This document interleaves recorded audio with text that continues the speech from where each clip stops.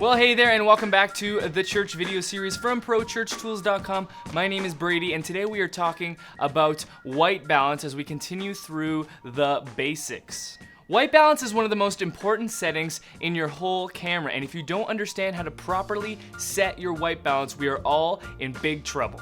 Remember when we talked about compression and how some of the settings that we use get baked into our image when we're shooting and how we need to get it right the first time so we don't have to manipulate it later? Well, never has this been more true than with white balance. To properly understand white balance, let's first talk about color temperature. Color temperature is a property of light that is measured in Kelvin or K.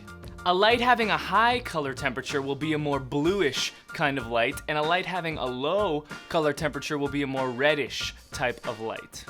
Here's a good chart to visually see what I'm talking about. On the low end of the scale, you have 1000 to 2000 K, and this is the lowest that you're ever going to set your white balance, and that's going to be for the light from a candle or a flame. Moving up, we arrive at 3000 K, which is for tungsten bulbs, 5600 K, which is for daylight, and 6500 K, or Kelvin, which is an overcast sky. If you've ever looked at your videos and they've seemed a bit yellow or a bit blue, that means that you've improperly set the white balance, and here are a couple of examples of that. When you don't set your videos to the proper color temperature of the lights around them, you're gonna have an undesirable look and a color cast. And this color cast is not easily removed. And that's why I must stress that you get your white balance set right the first time. Setting white balance is important because we want colors to look lifelike. We want them to look like they actually look in real life. I want whites to be white, I want leaves to be green, and I want skin tones to pop and look lifelike. So now let's talk about how to actually set white balance. Most cameras come with some settings that you can choose that are already pre-made, such as auto, fluorescent, tungsten, daylight, cloudy, flash, etc.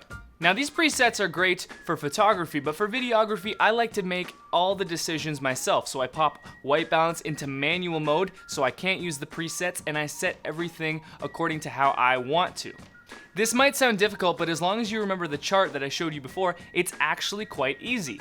One of the reasons to make manual adjustments in white balance yourself is because lighting is always changing. This might not be a huge deal if you're inside, but when you're outside, the sun is constantly moving. And so using the presets, while it might get you close, it won't get you exactly dialed in to the perfect white balance that you might need. Setting white balance manually allows you to use the charts and the rules as guidelines, and then use that as a springboard to dial in the exact color temperature and white balance that you want. Because to quote the great Jack Sparrow, they're more like guidelines anyways, because there are a lot of times when you don't want by the book perfect white balance. For instance, me, I like a lot of my images to have a bit of a warmer feel to them. So if I'm outside, instead of shooting 5600K, I might shoot 5800K, for example. Learning how to use this setting properly now is very important because white balance pertains a lot to the look and feel and theme of your image. Is it cold and have a dark, mysterious feel? Is it warm and inviting? So learning how to do it now right is very, very important.